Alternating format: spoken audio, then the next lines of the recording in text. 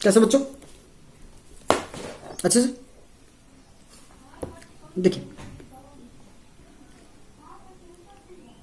Mole concept का आप लोगों का सेकंड लेक्चर है ये। और हमने पहले भी बात की थी कि अगर आप लोग फीडबैक नहीं देंगे तो फिर वीडियोस नहीं आएंगे आपके लिए। आप लोग को फीडबैक नहीं दे रहे हैं। पहले वीडियो लेक्चर का रिप्लाई बहुत कम था, मैंने वॉच टाइम देखा बहुत ही कम है वो। आपकी संख्या इतनी अच्छी खासी है, अगर 30 से 40 बच्चे हैं आप लोग, तो कहीं ना कहीं आपका वॉच टाइम बहुत अच्छे से होना चाहिए। अगर 10 मिनट का वीडियो है तो फिर समझिए आप 40 के एवरेज के हिसाब से कितना होना चाहिए चाहिए। पर जिस तरह का वॉच टाइम है कि मुझे शेयर करने में भी अजीब लग रहा है, तो प्लीज आप लोग वीडियो को देखा करिए, जो इंपॉर्टेंट चीजें उसको नोट किया करिए। मैंने पहले भी कहा था कि आप लोग हर चीज का नोट्स बनाइए अपने आप से भी, क्योंकि ये ऑफलाइन क्लास नहीं चल रहा आपका कि हम आपको एक एक चीजों को लिखवाते जाएंगे बारी बारी से। आप खुद कॉपी पेन लेके बैठिए, साथ में आप नोट करिए उन चीजों को। सेकेंड वीडियो लेक्चर है, अगर इस बार रिप्लाई नहीं आया आप लोगों का तो फिर थर्ड की गुंजाइश नहीं है बिल्कुल भी, बिल्कुल ये जान लीजिएगा आप।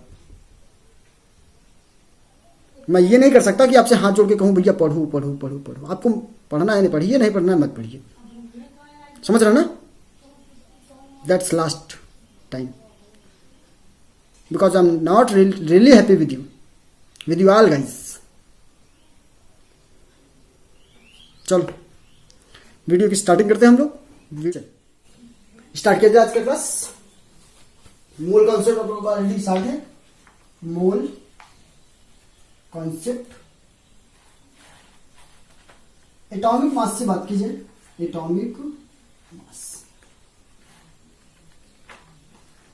नॉर्मली आप लोग सोचते हैं कि हाइड्रोजन का एटॉमिक मास 1, हीलियम का 4 और कार्बन का 12, ऑक्सीजन का 18, नाइट्रोजन का 14। समझते हैं ये बातें आप लोग। पर कैसे कैलकुलेट किया जाता है ये? तो कैलकुलेट करने का एक सिंपल सा मेथड है कि कार्बन 12 का मास हम लोग मानते हैं कि वो 12 AMU है। ध्यान से समझिएगा मैं क्या बता रहा हूं आपको। कार्बन 12 का मास मान लिया जाता है 12 AMU। AMU का मतलब क्या है? Atomic mass unit. और इसी को रेफरेंस मानते हुए सारे एलिमेंट्स के एटॉमिक मास को कैलकुलेट किया जाता है। जैसे मैं बात करूं कि एटॉमिक मास को कैलकुलेट करने के लिए फॉर्मूला क्या है, पहले तो ये देखिए आप। फॉर्मूला हम डायरेक्ट लिखते हैं एटॉमिक मास को कैलकुलेट करने के लिए। The mass of single atom of element divided by 1/12 of mass of carbon 12 atom. समझिएगा, कार्बन 12 के 1/12वां भाग ना, 1/12 का मतलब यही होगा 12वें भाग से हम लोग डिवाइड कर रहे हैं किसको? किसी भी जिसका भी हमको एलिमेंट का क्या करना है, मास कैलकुलेट करना है। तो उसको हम लोग जब डिवाइड करेंगे तो जो वैल्यू हमको मिलेगी वही हम मान लेंगे क्या एटॉमिक मास है। आई होप ये फॉर्मूला आपको समझ में आया। मास of single atom of element upon 1/12 of mass of carbon 12 atom. Carbon की कई समस्थानिक जैसे कार्बन 12 है, 13 है, पर हम बात किसकी कर रहे हैं? कार्बन 12 वाले की। अब अगर हम लोग बात करें इसे यहीं पर मॉलिक्यूलर मास की, ध्यान से समझिएगा इस बात को। तो ये कुछ नहीं, बस यहां पर the mass of single molecule हो जाएगा। इरेज करके यही लिख देते हैं हम, आप लोग लिख लीजिएगा इसको। ठीक, the mass of single molecule of element की जगह पर क्या हो जाएगा? कंपाउंड, है ना? समझ गए? The mass of single molecule, mole नहीं है ये, मॉलिक्यूल है। Molecule of compound upon 1/12 of mass of carbon 12 atom. हमने बात की एटॉमिक मास का जो यूनिट है वो AMU है। AMU को ही अब U भी कहा जाता है, यूनिफाइड मास। U कहा दिया जाता है ना इसको, U कह लीजिए। या फिर आपने देखा होगा कि अगर हाइड्रोजन का मास बताना हो आपको, तो हाइड्रोजन की जगह पर आप लिखते हो 1.008, U लिखा होता है ऐसे। U का मतलब क्या? यूनिफाइड मास। और यहीं पर लिखा जा सकता है AMU भी। AMU पहले की सिस्टम में लिखा जाता था, पर अब उसको U कर दिया गया है, यूनिफाइड मास कहा जाता है इसे। AMU का आपको वैल्यू पता होना चाहिए। 1 AMU is equal to 1.66 into 10 to power minus 24। ये बहुत सिंपल बातें हैं पर याद रहना चाहिए आपको। 1 AMU is equal to 1.66 into 10 to power minus 24। ठीक, आप लोग कुछ एलिमेंट्स के और कुछ मॉलिक्यूल्स के मास को कैलकुलेट कर लीजिएगा। ठीक, एलिमेंट्स के मास आपको याद रहने चाहिए। कम से कम 30-40 तक के एलिमेंट्स को आप क्या करिए, मास को लर्न कर लीजिए, जो कि बेसिकली आपको कंपाउंड्स में दिखते रहते हैं। ऐसे फालतू के मत याद करिएगा। जो जिसके कंपाउंड्स आपको प्रॉपर दिखते रहते हैं उनके एलिमेंट्स के आप क्या करेंगे, एटॉमिक मास लर्न कर लेंगे और मॉलिक्यूलर मास भी निकालना आपको पता है।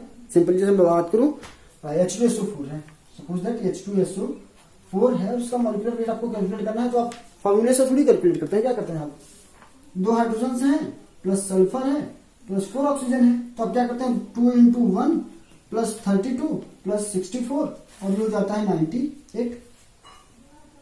है कि नहीं। तो इसको आप लोग कर लेते हैं आराम से। तो ये मेथड है आपका मॉलिक्यूलर वेट कैलकुलेट करने का, ये आपको पहले भी आता है, तो कुछ नया नहीं है इसमें। बस एवरेज एटॉमिक मास की बात की जाए, अगर average atomic mass, average atomic mass, ठीक, तो एवरेज एटॉमिक मास के लिए फॉर्मूला सिंपल सा है, सिग्मा ए एक्स अपॉन सिग्मा एक्स। इसी को हम लोग ऑलवेज लिख सकते हैं A1 x1 plus A2 x2 plus A3 x3 dash dash AN xN upon x। कर सकते हैं नहीं, जहां पर A क्या है, where A is equal to atomic mass, x is equal to abundance, मतलब ये तो हो गया हमारा परमाणु द्रव्यमान और x हो गया हमारा कि कितना परसेंट प्रेजेंट है, वो कितना परसेंट प्रेजेंट है हमारे नेचर में, एटमॉस्फेयर में। करेक्ट, आगे चलिए समझिए। सपोज दैट एक एलिमेंट है क्लोरीन, और क्लोरीन के 2 आइसोटोप्स हैं। क्लोरीन के 2 आइसोटोप्स हैं। मान लीजिए क्लोरीन का पहला आइसोटोप 35 और सेकेंड आपका 37। अगर क्लोरीन 35 जो प्रेजेंट है वो 75% प्रेजेंट है और क्लोरीन 37 जो है वो 25%। तो एवरेज मास इसका निकालना हम कैसे करेंगे हम लोग, हमने लिखा कि A1 x1 plus A2 x2 upon x। अभी क्या हो जाएगा, A1 हो गया आपका 35 इंटू x1 हो गया इसका कितना, ये तो A हो गया इसका ये, ठीक, और x क्या हो गया ये, तो हो जाएगा 75 प्लस, नीचे कर दें, plus plus plus 37 into 25 upon total percentage कितना आएगा 100%। और ये सबको टोटल करके जब ऐड कर देंगे आप तो ये वैल्यू कुछ करके आएगी 35.5। तो क्लोरीन का आपको मास पता है ना 35.5 होता है। तो एवरेज एटॉमिक मास भी आपको निकालना आ गया। चलिए कि 1 मोल इक्वल टू क्या होता है 6.022 इंटू 10 टू पावर 23, और इसी को हम क्या बोलते हैं, एवोगाड्रो नंबर बोलते हैं ना, एवोगाड्रो नंबर। क्लियर है। 1 mole equal to 6.022 into 10 to power 23, इसी को हम लोग एन या एवोगाड्रो नंबर बोलते हैं। नंबर ऑफ मोल्स को कैलकुलेट करने के लिए जो फॉर्मूला है वो क्या है, वेट अपॉन मॉलिक्यूलर वेट, है ना, वेट अपॉन मॉलिक्यूलर। हमने बात की कि मोल इक्वल टू क्या लिखा आपने, वेट अपॉन मॉलिक्यूलर वेट, है ना, वेट अपॉन मॉलिक्यूलर वेट। पर अगर गैस की बात की जाएगी, in the condition of gases, ये लिख लिया जाए for gases at STP, STP का मतलब क्या है, स्टैंडर्ड, बोल देता हूं, स्टैंडर्ड टेम्परेचर प्रेशर। टेम्परेचर यहां पर जो होता है 273 केल्विन होता है, प्रेशर होता है 1 atm, ठीक, 1 atm। टेम्परेचर 273 केल्विन का लगता है, प्रेशर होता है आपका 1 atm का। At STP the volume of 1 mole gas is 22.4 litre. Clear? 1 mole gas का जो वॉल्यूम होता है वो 22.4 लीटर होता है। पर अगर हम लोग बात करें एनटीपी पर, ये एसटीपी की बात हुई, अगर एनटीपी की बात की जाए 25 degree C normal temperature pressure, normal temperature क्या होता है 25 डिग्री सी होती है ना, तो 298 केल्विन हो जाएगा। 298 केल्विन पे अगर करें हम लोग टेम्परेचर की बात, और प्रेशर हो जाएगा आपका वही 180 में, प्रेशर आपका फिक्स है। तो एनटीपी से बात की जाएगी तो यहां पर जो वॉल्यूम हो जाता है वो वॉल्यूम हो जाएगा 22.7 लीटर। समझ गए?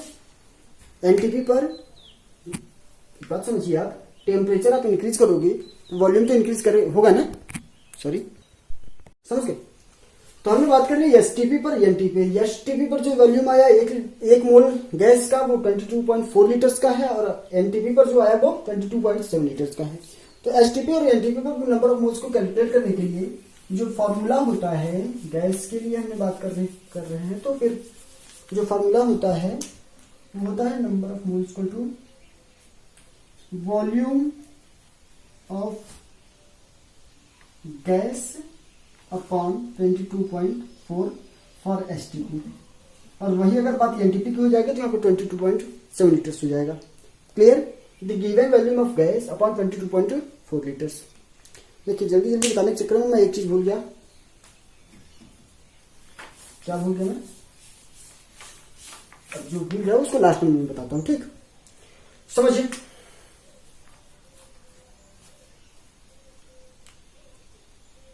क्या है कि अगर मान लीजिए नाइट्रोजन गैस है 5.6 लीटर्स, ठीक, 5.6 लीटर्स नाइट्रोजन गैस है किस पर, एसटीपी पर। नंबर ऑफ मोल्स कितने होंगी?